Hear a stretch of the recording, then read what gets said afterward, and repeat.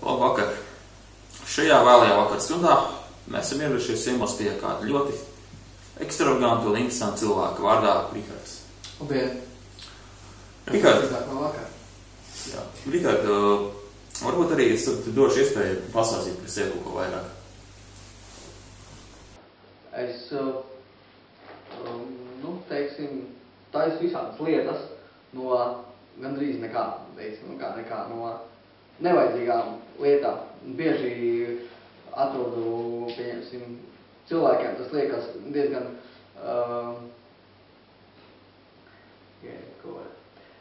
diezgan muļķīgi, jo es savas atradumus visādus, no kā es veidoju lietas, atrodu izgāsturē. Nopietni, tāds ir. Jā, es ceļoju pa pasauli, no sākumā ceļoju ar autostopiem, pa Eiropu, biju arī nedaudz Krievijā. Beigās sanāca, kad es kaut kādā veidā nonācu Francijā. Un tad pa Franciju dzīvojos, un tur arī taisīju šādas lietas, un gāja man garām kāds kungs pavecāks, un piedāvājās, ka, diezgan interesantas lietas, un tā ir, kā var kaut ko mēģināt nopirkt, vai kā, un tad sāka mani sponsorēt, un taisīja visādas lietas, un sāka pirkt, viņam tāds maziņš veikaliņš bija tā kā. Pusgadu nodzīvoju tur, un izdomāju braukt uz Latviju atpakaļ. Jau pusgadu dzīvoju Latvijā. Un atgriežoties Latvijā, vai tev arī šeit pieprasījums, vai tu turpi nodarbināties tā paša arī Latvijā? Zini, īstenībā vajag grūti pateikt. Ir cilvēki, kuri tā it kā saka, ka ir forši, jā, bet laikās gribētu ieguldīt naudu Latvijā, tādās lietās ļoti, ļoti minimāli. Protams, jā, ir cilvēki, kas vēlas, bet, salīdzinoši ar Eiropas citām valstīm, jā, praktiski nulle. Tāpēc es nedomāju, ka Latvijas varētu kaut kas aiziet. Skatās, tad šie principā ir liela daļa no taviem darbiem, liekumiem. Minimāla daļa, bet labi, jā. Vai tiešām arī esi veidojis šo ģitāru? Jā. Šo ģitāru es biju Kubā. Viņu veidoju. Viņa ir veidota no salmiem, sākotnēji. Šeit es dabūju vienkārši parastas skrūves, kā jūs redziet, jā. Stīgas ir vienkārši drāšu gabali, Tas ir, protams, tā ģitāra, viņa, skan kaut kā minimāli, bet, tas nav mūzikas instruments, tas drīzāk kā vienkārši kaut kāds telefons, bet, tā kā interjera objekts. Un, principā, arī šis objekts izstāsts diezgan avansēts un interesants, varbūt pastāstīt kaut ko vairāk par šo? Jā, šis ir kaut kur nāk no Āfrikas, neatceros tieši no kurienes, bet kaut kur Āfrikā. Bijām nomaldījušies, un tad, atradām beigtu ziloni, un šīs baltais ir no ziloni kaula, tā kā. Un tas ir no riepas, tas viss ir nolakos no, tā kā, gumija apkārt, riepas, ziloni kauls. Man tas likās diezgan interesanti, viņš arī īstenībā ļoti dārgs ir, bet es viņu nolēmu paturēt sev, jo tas bija tā kā, viens no mani tā kā mīļākajiem eksponātiem. Un no kurienes tev radās, principā, šī visa prasme, māksla, pielietot parastas sadzīves priekšmetus un veidot no tiem, principā, noderīgas lietas? Es liku savu iztēli lieta, kā saka, savu iztēli lietā liku un sāku veidot. Bija situācija, kad vajadzēja kaut kādu dabūt ienākumus un es nezinu, vienkārši idejas galvā nāk pašas no sevis.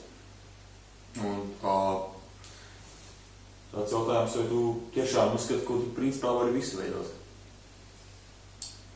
Varbūt ne kaut kādas tur elektroniskas lietas, kas ir tādā veidā, kas ir kaut kādām tur schēmas un tā, nē, bet tā, jā, ja tur kaut ko vajag, ja ir idejas, kaut kādas palīdzības finansējums, tad, protams, tu var taisīt jebko. Arī nevarēja nepamanīt tev pāris makas darbus šajā izkārtojumā, arī ar mākslu nodarbojies?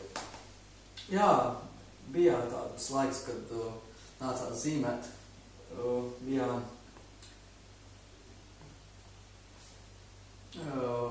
Biju ceļojis ar stopiem, satiku mākslinieku vienu.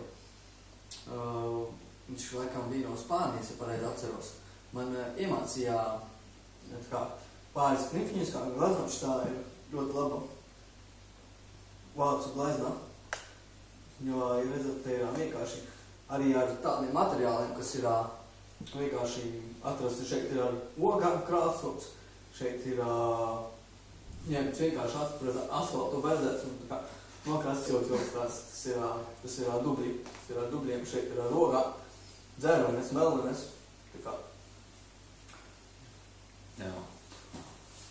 Nu, un, principā, šādi viegliprātīgi ceļojumi izklausās ļoti bīstami, vai es varbūt saskaries ar kādām tādām nervus skutinošām situācijām? Nerunā ļoti, ļoti daudz. Biju nonācis Peru, bombazīs pilnīgi biju, godīgi teikšu, man vispār nebija ne santīmu pēc vēseles, nezināju par ko darīt.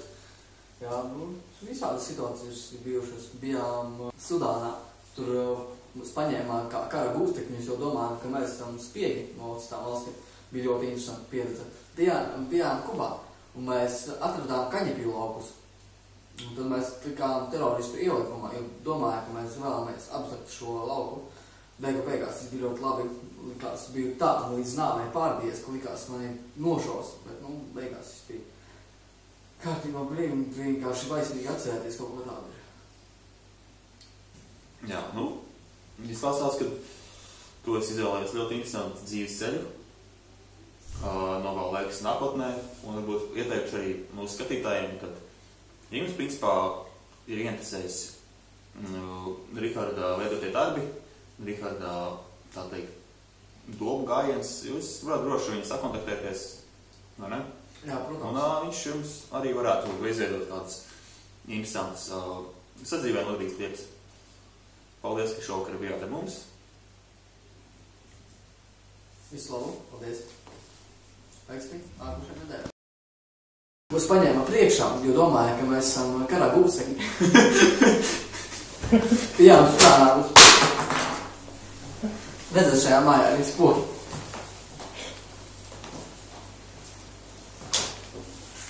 Bijām Sudānā. Tur mūs paņēma kā kara gūstekņus, jo domāja, ka mēs esam spiegi no Indonēzijas.